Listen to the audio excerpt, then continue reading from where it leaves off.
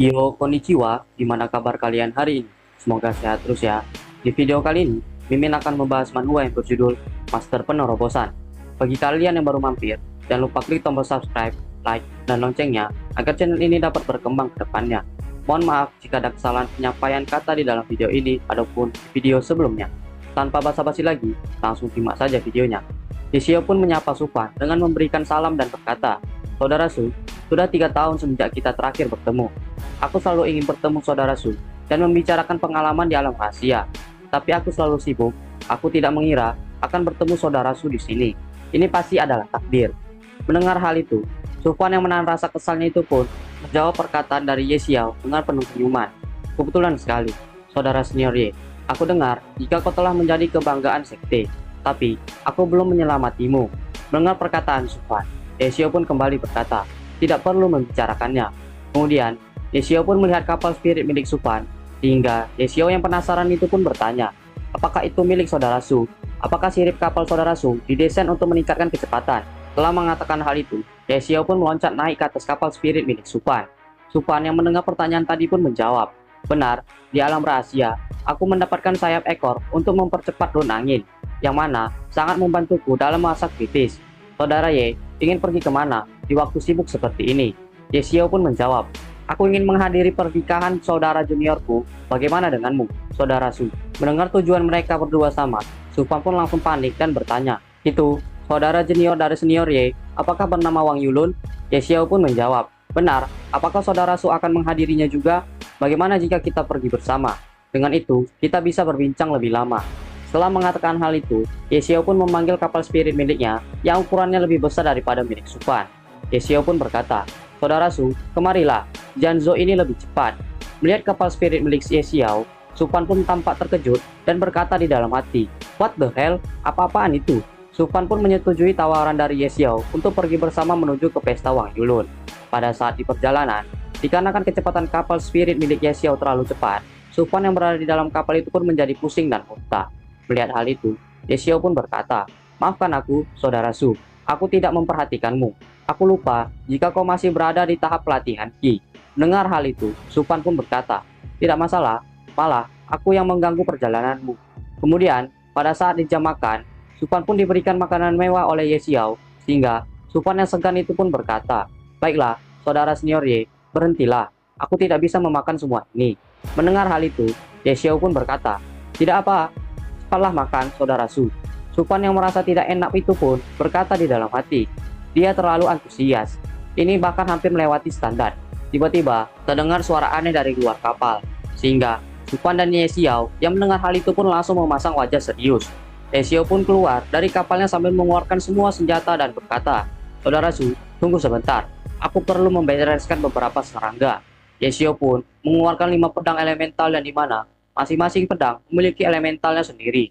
Setelah melakukan hal itu, Ye Xiao pun melihat sekumpulan asap di depan kapalnya sambil berkata, "Dasar bodoh, tempat ini lebih lemah daripada gerbang sekte Celestial Palace. Kau terlalu gegabah." Melihat senjata milik Ye Xiao, Supan pun berkata di dalam hati, "Pedang terbang dengan 5 atribut, besi, kayu, air, api, dan bumi. Mungkinkah dia terkena gangguan obsesif kompulsif?" Kemudian, dari kumpulan asap di depan, terdapat 5 kultivator iblis yang menghadang kapal milik Ye Xiao. Supan yang melihat hal itu pun menjadi kesal dan berkata di dalam hati, "Sial, aku tahu tidak ada yang bagus dari mengikutinya.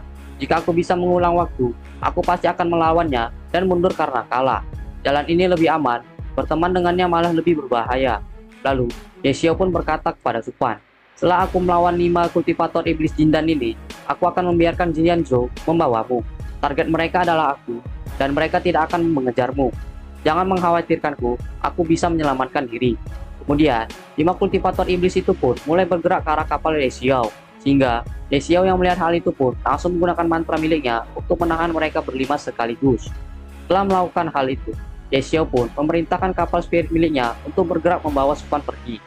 Melihat hal itu, salah satu kultivator iblis pun berkata kepada rekannya dengan berkata, "Lece, cepat kejar anak yang berada di tahap pelatihan Ki dan kalahkan dia. Ini bukan tempat yang aman." Mendengar perintah itu, Lece pun menurutinya dan segera pergi mengejar Supan. Ye Xiao yang mengetahui rencana mereka itu pun berkata, "Oh, ingin mengejar seseorang. Jangan harap bisa melakukannya."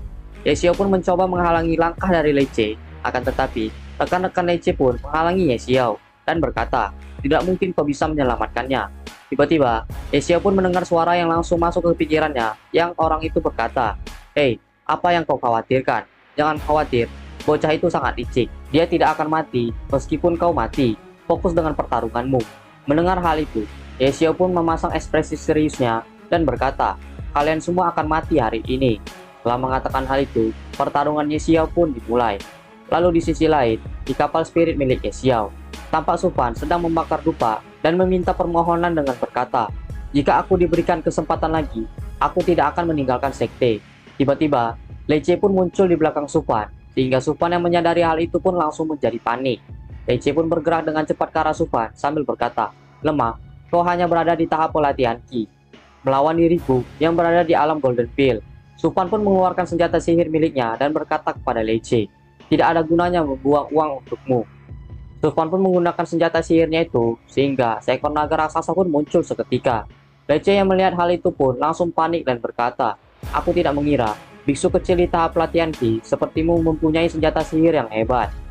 Mendengar hal itu, Supan pun berkata, "Sebelum dia menyerangmu, kenapa tidak melepaskanku saja?" Setelah mengatakan hal itu, Supan pun berkata di dalam hati, "Pemindahan 5.000 batu spirit selesai. 15 menit kekuatan Golden Core harusnya cukup untuk kabur darinya." Lei Che pun menggunakan hewan buas miliknya untuk menyerang Supan. Akan tetapi, naga milik Supan pun dengan mudah mengalahkan hewan buas milik Lei Che. Sehingga hewan buas milik Lei Che itu pun langsung mati seketika. Melihat hal itu, Lei Che pun langsung panik dan berkata di dalam hati, kekuatan spiritualnya melebihi tahap pelatihan Ki. Kemudian, Supan pun memberikan perintah kepada naga miliknya untuk membunuh Lei Che. Dengan perintah itu, naga milik Supan itu pun langsung menyerang Lei Che, sehingga terjadi ledakan yang sangat besar. Supan pun segera kabur menggunakan kapal milik Ye Xiao sambil berkata, "Aku perlu memurnikan 10 senjata sihir seperti ini saat pulang ke rumah. Setelah kembali ke sekte, aku tidak akan pergi keluar lagi." Lei Che yang sedang digigit oleh naga milik Supan itu pun segera menggunakan mantra miliknya untuk menyerang Supan dengan berkata, "Kau bisa menggunakan metode kultivator tahap jindan, tapi jangan harap bisa kabur. Kau tidak akan bisa lari dariku." Melihat serangan yang datang ke arahnya, Supan pun langsung menggunakan 4 perlindungan untuk melindungi dirinya dari serangan tersebut. Akan tetapi, mantra milik Lei Che pun dapat menembus pertahanan milik Supan, sehingga Supan pun terkena serangan dari Lei Che tadi. Supan pun menjadi panik dan berkata, "Kekuatan spiritual berbentuk kutukan. Jalan, aku tertipu." Supan yang terkena serangan dari Lei Che itu pun seketika pingsan dan jatuh dari kapal spirit milik Ye Xiao. Beberapa hari kemudian, di Gunung Yunwu, Supan pun ditemukan oleh penduduk sekitar dan membawa Supan ke rumahnya. Tampak seorang kakak beradik sedang merawat Supan yang sedang pingsan. Pada saat kakaknya sedang merawat Supan, adiknya itu pun bertanya, "Kakak, kapan kita bisa makan daging setiap hari?" Mendengar pertanyaan itu, kakaknya pun tersenyum dan menjawab, "Setelah kakak immortal ini bangun." Bukankah kakek Changseng mengatakannya, selama kita menyelamatkan seorang immortal, meskipun kita tidak menjadi immortal, kita akan hidup panjang dan makmur. Kita juga bisa makan daging setiap hari. Tapi, sepertinya hari itu masih lama. Supan yang sedang berpura-pura pingsan itu pun berkata di dalam hati, "Untungnya, aku diselamatkan seseorang. Jika tidak ada yang melihatku saat terjatuh di gunung es, aku jelas akan mati." Selama setengah bulan, aku sudah bertarung melawan jiwa cacing kematian di ruang jiwa. Awalnya, jiwa cacing kematian mengambil keuntungan dari kelemahanku dan menggerogoti jiwaku.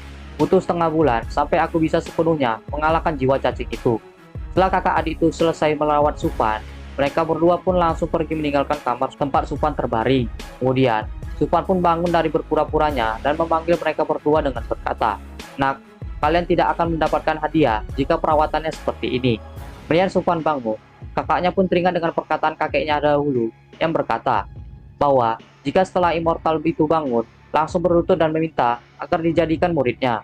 Dengan ini, kalian bisa mendapatkan hidup yang bahagia. Setelah mengingat hal itu, kakak beradik itu pun langsung berlutut di hadapan Supan dengan berkata, "Immortal, tolong terima kami sebagai muridmu." Melihat hal itu, Supan pun langsung menggunakan mantranya untuk menyuruh mereka bangun dan bertanya, "Kenapa kalian ingin mengikutiku sebagai guru?" Setelah mengatakan hal itu, Supan pun berkata di dalam hati, mereka berdua hanya terkualifikasi sebagai warga biasa di dunia kultivasi mortal besar ini. Keempat tasku tidak menghilang, dan biasanya anak-anak tidak pernah tulus ataupun jujur. Lalu, kakak adik tersebut pun menjawab pertanyaan Supan tadi dengan berkata, "Kami ingin makan daging setiap hari." Mendengar jawaban itu, Supan pun tersenyum kepada mereka dan berkata di dalam hati, "Ya, kau hanya bisa menjadi immortal saat berhadapan langsung dengan Dao." Setelah memikirkan hal itu, Supan pun kembali menggunakan mantranya kepada kedua anak itu dan bertanya, "Kalau begitu, aku akan bertanya pertanyaan terakhir." Kedua anak tadi, yang terkena mantra milik Supan itu pun, seketika tertidur untuk menjalani tes dari Supan. Supan pun berkata di dalam hati, "Aku tidak bisa mengubah alam seseorang sebelum melakukan ujiannya. Setelah ujiannya selesai, aku akan menerima kalian sebagai muridku.